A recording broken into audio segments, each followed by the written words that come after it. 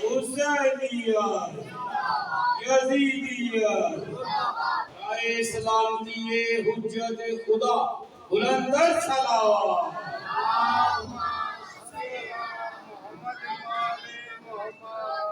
اعوذ باللہ من الشیطان الرجیم بسم اللہ الرحمن الرحیم الحمد للہ والصلاة والسلام علی رسول اللہ وآلہ آل اللہ لا سیما علی بقیت اللہ روحی وارواح العالمین لتراب مقدمه فدا واللعنة الدائمة على أعدائهم أعداء الله من يوم عداوتهم إلى يوم لقاء الله أما بعد فقال الله تبارك وتعالى في محكم كتابه ومتقن خطابه أعوذ بالله من الشيطان الرجيم الله ولي الذين آمنوا يخرجهم من الظلمات إلى النور والذين كفروا أولياؤهم الطاغوت يخرجونهم من النور إلى الظلمات أولئك أصحاب النار هم فيها خالدون صدق الله العلي العظيم صلوات على محمد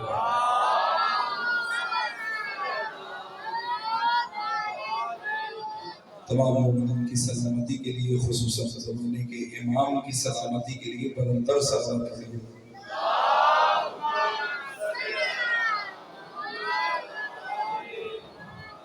وناصر جو اسلام اور اہل اسلام کے خلاف پیروان اہل بیت و مکتب اہل بیت کے خلاف تخریب کاری میں سرگرم عمل ہیں ان کی نیز اور معبودی کے لیے بلندر صلوات پڑھیے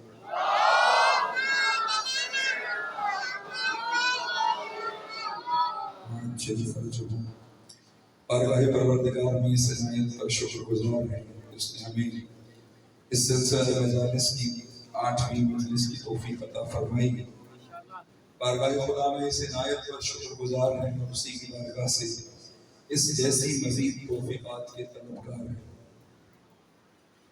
مومنین کرام عنوان گفتگو ولایت حسین اور بیعت یزید ولایت حسین وہ حسین وادی ہے کہ اگر آج امت اسلامیہ اس ولایت کے تحت آ جائے تو پھر ہر یزید سے انہیں نجات مل جائے گی ہر یزید نابود ہو جائے گا یہ انکار حسین بن علی نے جو کیا اور یزید کو مٹانے کے لیے جو اقدام آقا نے کیا خب یہ دلیل تھی کہ حسین ولایت خدا میں ہے اور حسین کو جو حق کی ولایت عطا کیا ہے وہ کسی بندے نے عطا نہیں کیا حسین وہ امیر نہیں ہے جس کو لوگوں نے امیر بنایا حسین وہ امیر ہے حسین وہ مولا ہے حسین وہ آقا ہے جسے خدا نے یہ منصب عطا کیا اور کوئی بھی منصب ہو دنیا میں کوئی بھی منصب ہو کرسی میں کمال نہیں ہوتا صاحب منصب میں کمال ہوتا اور منصب کمالات کی وجہ سے عطا ہوتا ہے مثال کے طور پر ایک شخص ہے جس کے اندر خود کوئی کمال نہیں ہے لیکن وہ بڑی کرسی پہ آ کے بیٹھ جائے مثلا کوئی آ کر علی کی جگہ پہ بیٹھ جائے تو علی کی جگہ پہ بیٹھنے سے علی نہیں بنے گا علی کی جگہ پہ بیٹھنے سے علی نہیں بنے بلکہ اسے اپنے اندر کچھ کوالٹیز پیدا کرنی پڑیں گی کچھ قدریں کچھ ویلیوز پیدا کرنی پڑیں گی تاکہ وہ علی والا بن سکے اور دیکھیے علی کی مسند پہ بیٹھنے کی حسرت کرنا یہ انتہائی فضول بات ہے فالتو بات ہے جو مقام خدا نے علی کو عطا کیا ہے وہ مقام کسی اور کو نہیں مل سکتا تم علی کی مسند پہ نہیں بیٹھو علی کے قدموں میں بیٹھو علی کے قدموں میں بیٹھ کر وہ مقام ملتا ہے جو کسی بڑی سے بڑی مسند پہ بیٹھ کر نہیں ملتا بس اسی لیے ولایت حسین ضروری ہے اور انکار یزید ضروری ہے اگر ہم ولایت حسین میں آ جائیں قرآن مجید کے مطابق کہ اللہ جن لوگوں کا ولی اہل ایمان کا ولی اللہ مسلسل انہیں نور سے نور میں داخل فرماتا ہے، ظلمتوں سے نکال لیتے ہیں۔ اور وہ جو اہل ایمان نہیں ہے، جنہوں نے کفر کیا، خدا ان کو ان کے آئمہ خدا، یہ بھی خدا کے جانب سے انصاف ہے۔ توجہ کیجیے، اگر تم حق کی راہ پہ جانے کا ارادہ کرو گے تو میں حق کی راہ کا امام دوں گا، اگر تم باطل کے راستے پہ جانے کا ارادہ کرو گے میں باطل راستے کا امام دوں گا۔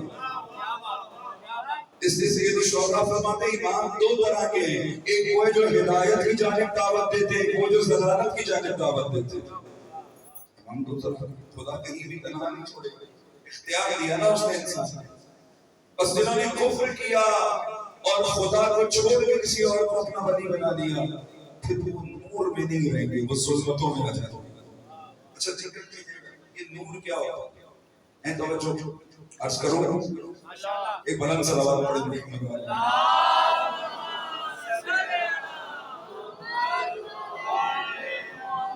یہ جاننے کی ضرورت ہے ہمیں کہ یہ نور کیا ہوتا ہے۔ ہم سمجھتے ہیں کہ جو لائٹ ہے نا، لائٹ اس کو نور کہتے ہیں، ایسا ہی ہے نا۔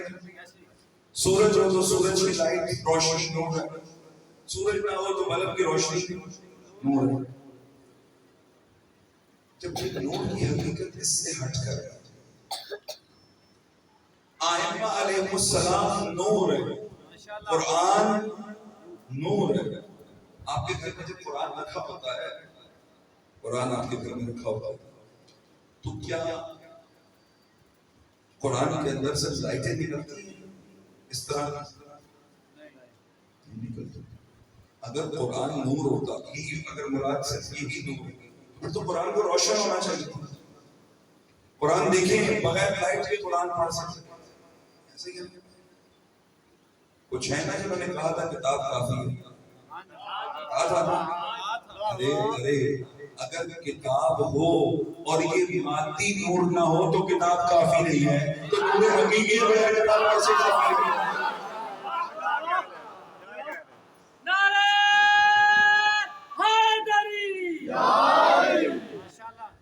بس نور نور نور کی حقیقت سمجھیں، یہ لائٹ نور ہے، سورج نور ہے، لیکن بعض اوقات ایسا ہوتا ہے کہ دن تو روشن ہے، ہم نے ایک جگہ پہنچنا ہے، رستہ نہیں پتا، رستہ نظر آ رہا ہے، رستہ پتا نہیں، یہاں ایک اور نور کی ضرورت پڑتی ہے اور اسے کہتے ہیں نور ہدایت۔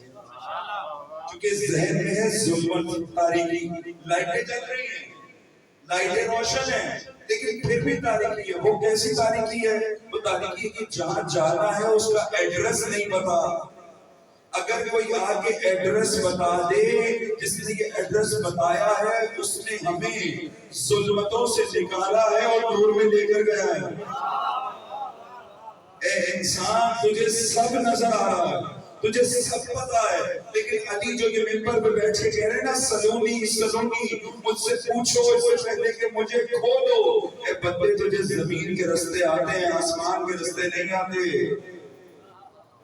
آسمان کے رستوں کو نہیں جاتا، آسمان کے رستوں کا مطلب یہ نہیں ہے کہ کوئی ایئر لائن آ جائے علی سے کہہ رہی ہمیں ہمارا روٹ بنا دیجیے، جہاز کمپنی آ جائے ہمیں ہمارا روٹ، نہ، یہ رستے جو انسان کو خدا تک لے جاتے ہیں وہ ٹھیک ہوتا ہے، وہ رستے بندے کو نہیں آتے۔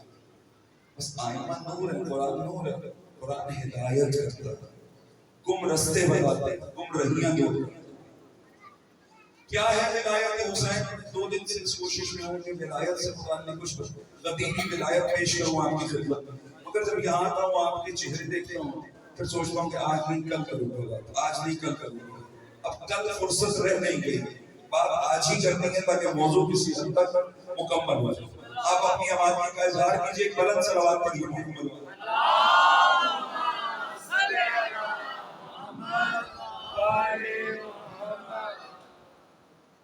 بس ولایت حسین کیا ہے؟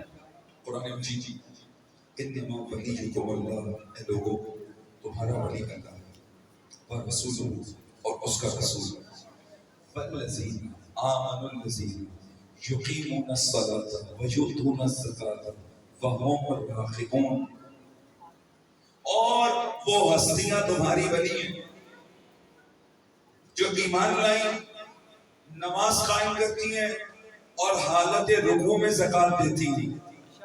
میں 10 برسہ بارگاہ خدا میں عرض کروں گا پروردگار میں جانتا ہوں کہ ایک دن کسی ساحل نے بندوں سے مسجد میں آ کے سوال کیا تھا اے لوگوں مجھے کچھ دو. جب لوگوں نے کچھ نہیں دیا تو وہ خدا سے یہ کہہ کر لوٹنے لگا کہ پروردگار تیرے بندوں نے مجھے کچھ نہیں دیا. انہی بندوں میں ایک خدا کا برجستہ بندہ علی ابن ابی طالب بھی تھے. جب دیکھا کہ یہ اللہ کا بندہ اللہ سے شکوہ کر کے جا رہا ہے, علی نے حالت رکوع میں ہاتھ بڑھایا اور اس نے انگوٹھی اتار لی. پروردگار نے کہا وہ حالت رکوع میں زکات دینے والے تمہارے بنی ہیں. میں عرض کروں گا پروردگار حالت رکوع میں تو صرف ایک علی نے زکات دی تھی, آپ نے یہ کیوں کہا وہ ہستیاں, یہ کیوں نہیں کہا وہ ہستی, یہ کیوں نہیں کہا وہ ایک ہستی جس نے حالت رکوع میں زکات دی وہ بنی ہے. کہا علی کی ایک زکات کی برکت یہ ہے کہ خدا نے ایک آیت میں 12 اماموں کی امامت کی سند نازل فرما دی. والذین آمنوا الذین یقیمون الصلاۃ ویؤتون الزکاۃ وهم راغبون. وہ ہستیاں جو حالت رکوع میں زکات دیتی یہ ولایت ہے, یہ ولایت. اب اس ولایت کے اعلان کے لیے اہتمام کیا کیا؟ رسول اللہ کو حکم آیا یا ایھا الرسول بلغ. اس سے پہلے ایک رسول کا فرمان میں سن لیجیے, ولایت کتنی اہم ہے. رسول اللہ نے فرمایا اسلام کی بنیاد 5 چیزوں پر ہے. بنی الاسلام علی 5. اسلام کی بنیاد 5 چیزوں پر ہے. نماز, روزہ, حج, زکات اور 5ویں ولایت. کا اتنی تاکید جتنی ولایت کے بارے میں کی گئی ہے باقی 4 چیزوں کے بارے میں نہیں کی گئی. کیونکہ ولایت حسین ہوگی تو نماز میں مزہ آئے گا, ولایت حسین ہوگی تو روزے باقی روزے ہوں گے فاقے نہیں ہوں گے, ولایت حسین ہوگی تو زکات ادا ہوگی. ولایت بنی. اب رسول اللہ نے اہتمام کیا, حج پہ تشریف لے گئے حاجیوں کا, حاجیوں حج پہ آ جاؤ, آخری حج ہے. حاجی بڑے اہتمام کے ساتھ رسول اللہ کے ساتھ حج کر کے پہنچے. رسول اللہ نے 5 مختلف مقامات پہ خطبے ارشاد فرمائے. جب حج ختم ہو گئے حاجی اپنے اپنے گھروں کو جانے لگے, رسول اللہ کا حکم آیا. اب نبی جانتے تھے کہ مجھے ایک اہم حکم پہنچانا ہے, لیکن انتظار میں تھے کہ کب حکم آئے کہ وہ حکم پہنچا دوں.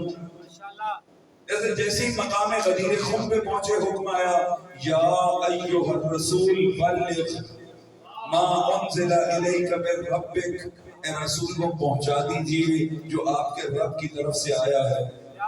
وَإِن لَمْ تَفْعَلْ اگر آپ نے نہ پہنچایا وَمَا بَلَّغْتَ رِسَالَتَا تو گویا آپ نے اپنی رسالت ہی انجام نہیں دی. وَاللَّهُ يَعْصِمُكَ مِنَ النَّاسِ اللہ آپ کو لوگوں سے بچائے گا, اللہ آپ کو لوگوں سے بچائے گا. نبی اکرم نے فوراً سب کو روک لیا, رک جاؤ. ایک ایسے مقام پہ روکا جہاں وہ رکتا نہیں ہے, پانی نہیں ہے, آپ پہ آب و گیا سرزمین ہے, کو روکا نہیں جاتا اس مقام پر, روک لیا. جو آگے بڑھ گئے واپس بلاؤ, جو پیچھے رہ گئے انہیں آگے لے آؤ, اپنے اس عمل سے بتاؤ جو ولایت سے پیچھے رہ گیا ہلاک ہوا, جو آگے بڑھ گیا ہلاک ہوا. بس اب جب سب کو جمع کر لیا, اصحاب کہتے ہیں ایسی زمین پہ ہمیں رسول اللہ نے کھڑا کر رکھا تھا, اتنی گرم تھی کہ ہم اپنی ابا کا دامن اپنے پاؤں کے نیچے دباتے تھے. کیوں؟ کیونکہ رسول اتنی قیمتی بات بتانا چاہ رہے تھے. غیر معمولی مقام پہ روکا تاکہ سب کچھ بھول جائے, اعلان ولایت نہ بھولے. اعلان ولایت نہ بھولے. جمع کیا, پالانوں کا ممبر جوڑا, ممبر پہ کھڑے ہوئے, ایک طرف علی کو کھڑا کیا, ایک طرف خود کھڑے ہوئے, اور خطبہ ارشاد فرمایا اور ایک مرحلے پر پہنچے اور سوال کیا الست اولی بکم من انفسکم.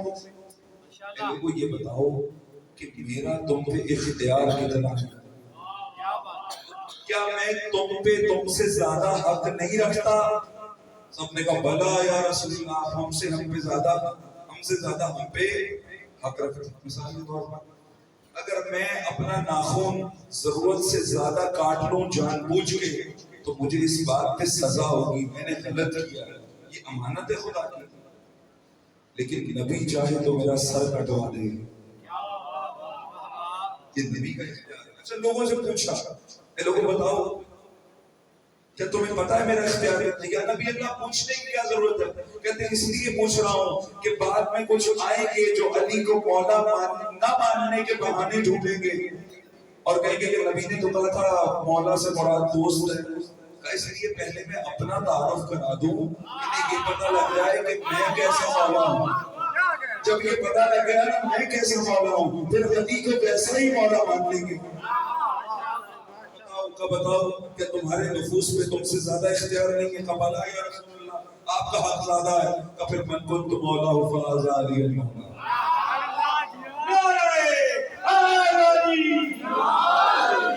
جو اختیار وجود حق سے یہ سارا نظام زندہ ہے، وجود حق سے یہ سارا نظام زندہ ہے، اسی کے دم سے یہ انتظام زندہ ہے۔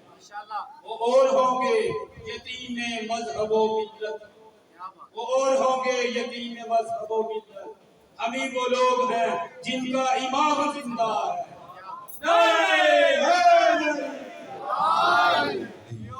ایک صلوات پڑھیں گے۔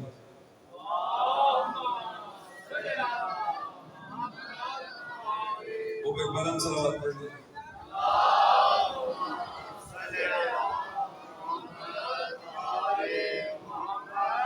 یہ عباس بھائی کو دیر سے یاد آیا، ربائی کی آڑ میں اب یہ امام زمین بن گئے۔ اب پھر صلوات پڑھیں۔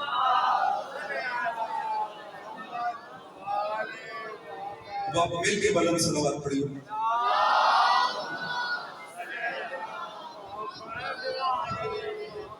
کہ یہ بتاؤ کیا تمہارے نفوس پہ تم سے زیادہ اختیار میرا نہیں ہے؟ کہ کوئی اختیار بس علی کا ہے؟ اب مسلمان پریشان ہو گئے، مولا کا مطلب کیا؟ ارے رسول اللہ نے اپنی وضاحت سے تو بتایا تھا کہ مولا کا مطلب ہے حاکم، مولا کا مطلب ہے جس کی حکومت ہو، مولا سے مراد ہے۔ اچھا اسی میدان میں ایک شاعر ہے جس کا نام ہے حسان ابن ثابت، یہ فوراً اٹھا اور اس نے ولایت علی کے اعلان کے بعد ایک قصیدہ لکھا، وہی قصیدہ سنایا، رسول اللہ نے اسے داد دی۔ علی کی ولایت کے قصیدے پڑھنا اور قصیدے سن کے داد دینا سنت نبوی ہے۔ بس فوراً اس نے قصیدہ لکھا اور نبی سے داد لی۔ حسان کو سمجھ میں آ گیا ولایت کا مطلب کیا ہے، لیکن حضرت مفتی صاحب کو ابھی تک سمجھ میں نہیں آ رہا ولایت کا مطلب کیا ہے، مولا کا مطلب کیا ہے۔ حسان نے سنا اور فوری شعر کہے، اور اس شعر کا ایک مصرع یہ، قم یا علی، اے علی اٹھئے، آپ مومنوں کے مولا ہو گئے اور صاحب اختیار ہو گئے۔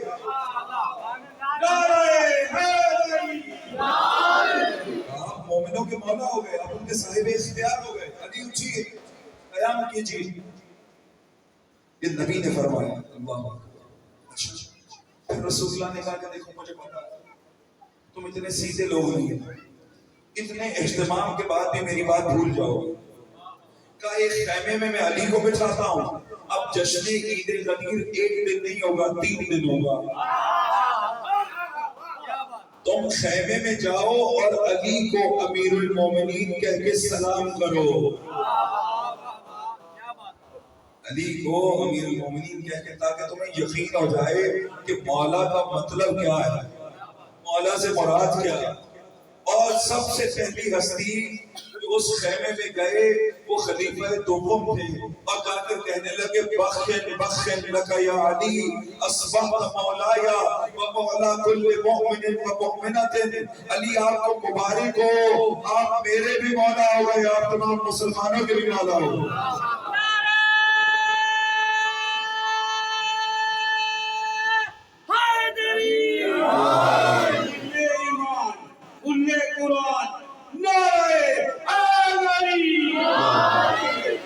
آپ میرے بھی مولا ہو گئے اور تمام مسلمین کے بھی مولا ہو گئے۔ کیا مطلب اس مولا کا مطلب صاحب اختیار، جس کے پاس آپ کا اختیار ہو وہ آپ کا مولا ہے۔ اگر انسان علی کو مولا بنا لے اور اپنا اختیار پھر اپنے پاس رکھے تو اس نے مولا نہیں بنایا، دھوکہ دیا ہے۔ دقت کیجیے، آپ کسی سے کہیں میں آپ کا نوکر، نوکر کا مطلب کیا ہوتا ہے کہ نوکر کا کچھ بھی نہیں، سب کچھ مالک کا، یعنی میرا اپنا کچھ نہیں، نہ میری مرضی، نہ میری خواہش، نہ میری تمنا، نہ میری آرزو، جو کچھ ہے وہ آپ کا ہے۔ مالک حرکت دے، نوکر حرکت کرتا ہے۔ مالک کہے بیٹھ جاؤ، نوکر بیٹھ جاتا ہے۔ مالک کہے کھڑے ہو جاؤ، نوکر۔ خدا کی بارگاہ میں آپ سجدہ کرتے ہیں، اس میں کہتے ہیں کہ یا رب انا عبدک الضعیف الذلیل، اے پروردگار میں تیرا بندہ ذلیل ہوں۔ ذلیل ایک ایسا لفظ ہے جو اردو زبان میں آپ بہت ہی ذلیل ہو گیا، اتنے معنی خراب نہیں تھے ذلیل۔ ذلول یا ذلیل اس اونٹنی کو کہتے ہیں کہ جو اپنے مالک کی تابعدار ہوتی ہے، مالک بٹھائے تو بیٹھتی ہے، مالک اٹھائے تو اٹھ جاتی ہے۔ رب کی بارگاہ میں سجدے میں رکھ کے کیا کہتے ہیں؟ پروردگار میں تیرا بندہ حقیر و ذلیل ہوں، اگر تم مجھے اٹھائے میں اٹھتا ہوں تو سلائے میں سو جاتا ہوں۔ جو تم کہے، جو تیری مرضی وہی میری مرضی۔ اور علی نے سکھایا کہ دیکھو اپنی مرضیوں کو اپنے مولا کی مرضی پہ کیسے قربان کیا جاتا ہے۔ اللہ کی ولایت میں آنا، علی کو ولی ماننا، حسین کو ولی ماننا، پوچھو علی سے۔ علی کو عادت ہے ہر شب میں 1000 رکعت نماز پڑھنے کی، مگر ایک شب حکم آ گیا آج نبی کی حفاظت کے لیے نماز نہیں پڑھنی، بستر پہ سونا ہے۔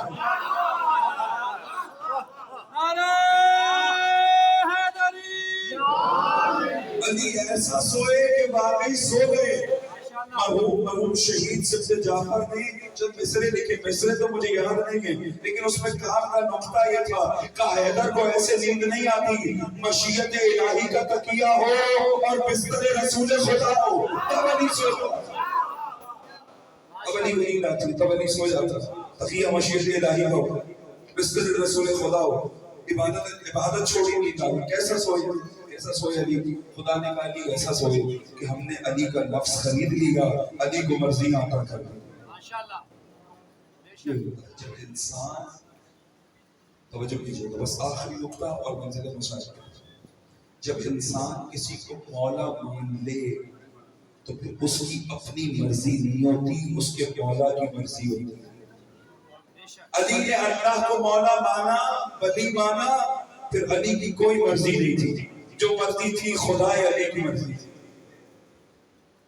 اسی طرح جب ہم نے مولا مانا علی کو، ہم نے مولا مانا حسین کو، کس کی مرضی چلے گی؟ تو پورا اختیار، اے حسین اتنا اختیار میں اپنے وجود پہ نہیں رکھتا جتنا اختیار آپ میرے وجود پہ رکھتے ہیں۔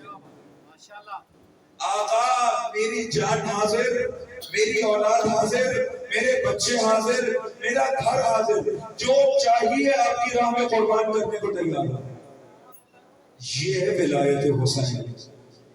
اگر ولایت حسین میں آ جاؤ گے، حسین تمہیں نورانی سفر کرائیں گے۔ بہت ساروں کو جنت مل گئی، حسین نہیں مل گئی۔ چوراہے کربلا بڑے سمجھدار تھے، حسین نے کہا جنت دیتا ہوں چلے جاؤ، کہا مولا آپ کے آگے جنت کی قیمت کیا ہے؟ جسے آپ مل گئے اسے تو جنتیں مل گئی، آپ کے آگے جنت کی کیا قیمت ہے؟ آپ کو چھوڑ کے چلے جائیں۔ ولایت اپنا اختیار اپنے مولا کی سپرد ہے۔ مومن ولایت کا نعرہ لگانا اس وقت فائدہ دیتا ہے، ولایت کی بات کرنا اس وقت فائدہ دیتا ہے جب انسان اپنا اختیار اپنے مولا کو دے چکا۔ مولا کہیں خاموش ہو جاؤ، خاموش ہو جاؤ، مولا کہیں بولو، بولے، مولا کہیں خوشی ایسے بناؤ، ایسے خوشی بناؤ، مولا کہیں غم ایسے کرو، ایسے کرو۔ اپنی مرضی سے نہیں کرے، اپنے مولا سے پوچھ کے۔ آئمہ کو پتہ غم کیا تھا؟ آئمہ کہتے تھے ہمارے سے محبت بڑی کرتے لیکن ہماری خواہشات کا خیال نہیں رکھتے، محبت بہت ہے۔ علی علیہ السلام کے سامنے بھرا ہوا مجمع ہوتا تھا صحابیوں کا، علی کے چلنے والوں کا۔ اس مجمع میں علی پکار کے کہتے تھے این این عمار، سب علی کو چاہتے ہیں، علی عمار کو چاہتے ہیں۔ وجہ کیا ہے؟ سب علی سے محبت کرتے ہیں، عمار علی کی خواہشوں کا بھی خیال کرتے ہیں۔ یہ منزل ہے، یہ مقام ہے، یہ ولایت ہے، اس کے تحت میں جو رہا ہوں۔ جب اس ولایت کے تحت آ جائیں گے، پھر یزید کے انکار میں اگر اپنا سب کچھ قربان کرنا پڑے کوئی مشکل نہیں ہوگی، بلکہ وفاداری کا ثبوت ہے۔ اگر حسین کی ولایت کے تحت آ جائیں تو عباس بازو کٹا کے بھی پرواز کرے گا، کیونکہ ولایت حسین یہاں بازو کٹا دینے سے پر نہیں کٹ جاتا، یا بازو کٹا دینے سے کمی نہیں آ جاتی۔ یہ بازو کس رستے میں کٹ رہے ہیں، کون ہے عباس، کون ہے وفادار؟ یہ وہ وفادار ہے کہ فاطمہ زہرا نے جس کی آرزو، جب امیر المومنین کی شادی کی خواستگاری کا پیغام پہنچا جناب ام البنین تک کہ آپ راضی ہیں، تو جناب ام البنین کہنے لگی میں اور تو کچھ نہیں جانتی، بس اتنا جانتی ہوں کل رات کو ایک نورانی خاتون میرے خواب میں آئی تھی اور اس نے کہا تھا کہ ام البنین تجھے عباس کی ماں بننا مبارک ہو۔ یہ اہتمام ہے ولادت عباس کا۔ جب عباس کی ولادت ہوئی، جناب زینب آگے بڑھی، اپنے بھیا کو اپنی گود میں لیا اور کان میں کچھ کہا اور واپس لٹا دیا۔ علی پوچھتے ہیں بیٹی آپ نے اپنے بھائی کے کان میں کیا کہا؟ کہا مجھے میری ماں فاطمہ زہرا نے کچھ کہا تھا، میں نے ماں کی وصیت پوری کی۔ کہا کیا کہا تھا؟ کہا میری ماں نے مجھ سے کہا تھا جب عباس پیدا ہو تو عباس کو میرا سلام کہنا۔ عباس میرے حسین کا وفادار ہے۔ ایک دن امیر المومنین گھر میں تشریف لائے، دیکھتے ہیں جناب ام البنین پریشان ہے، پوچھنے لگے ام البنین پریشانی کا کیا سبب ہے؟ کہا کہ عباس گھر میں نہیں، کہیں باہر چلے گئے۔ کہنے لگی مولا اگر آپ کے لیے دشوار نہ ہو تو جا کر دیکھ کر آئیے عباس کہاں چلے گئے۔ امیر المومنین نے احترام کیا جناب ام البنین کی خواہش کا اور ڈھونڈنے چلے گئے۔ ڈھونڈتے ڈھونڈتے امیر المومنین جنت البقیع میں پہنچے، دیکھا عباس اس قبر پہ کھڑے ہیں جس قبر کا نشان آج کسی کو معلوم نہیں ہے، اور کیا کہہ رہے ہیں؟ کہہ رہے ہیں بی بی میں نے سنا ہے کہ آپ کو ظالموں نے تمانچے مارے، میں نے سنا ہے کہ آپ کو لعینوں نے تازیانے مارے۔ کبھی بھی میں نہیں تھا، اگر میں ہوتا تو پوچھتا کہ تم یہ ظلم کیوں کر رہے ہو۔ علی قریب کھڑے سن رہے تھے، عباس کو گلے لگا دیا۔ عباس یہاں تک کیسے آئے؟ کہ میں تو گھر میں مشغول تھا، مجھے آواز آئی جیسے مجھے کوئی بلا رہا ہو۔ عباس عباس کہہ کر بلا رہا۔ اللہ اکبر، یہ علمدار ہے، یہ وفادار ہے، یہ غیرت مند ہے۔ کیسا خیرت مند ہے؟ جناب ام البنین پوچھتی ہیں مجھے بتاؤ میرا عباس کربلا کی سرزمین پر کیسے لڑا؟ کہا بی بی ام البنین آپ کا عباس لڑتے لڑتے گرد کھا کے زمین پر گرا۔ کہتی ہے نا میرا عباس گرد کھا کے نہیں گر سکتا، اتنا طاقتور تھا، اتنا قداور تھا، اتنا شجاع تھا، اتنا بہادر تھا، بنا عباس کے سر پہ کون گرز مار سکتا ہے؟ بی بی جب عباس کے سر پہ گرز لگا تو عباس کی کیفیت یہ تھی کہ ایک تیر سے شعبہ عباس کی آنکھ میں لگا تھا، اور جب یہ تیر آنکھ میں لگا تو عباس کے بازو نہیں تھے کہ ان بازو سے تیر نکال لیتا، کہ عباس نے اپنے سر کو جھکایا تاکہ تیر کو اپنے زانوں کے درمیان دبا کر آنکھ سے نکال سکے۔ کہ اسی اسنا میں ظالموں نے گرز مارا، عباس زین سے زمین پر آ گیا۔ جناب ام البنین کہنے لگی کس کیفیت میں آیا؟ چونکہ ہر شہید جو زین سے زمین پر آیا اس نے ہاتھوں کا سہارا لیا، مگر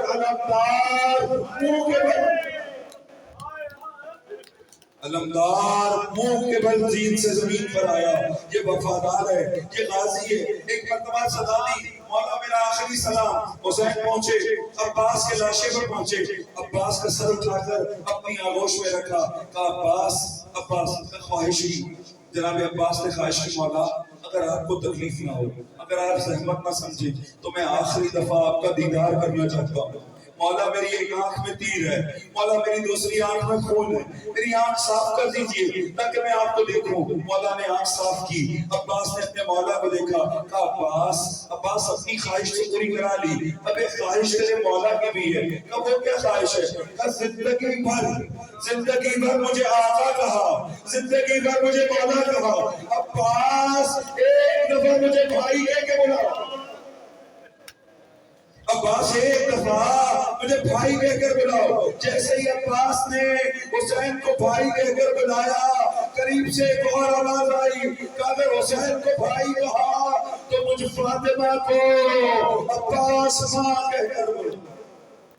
انا للہ و انا الیہ راجعون، رضا بقضائہ و تسلیما لامرہ، یا غیاث المستغیثین۔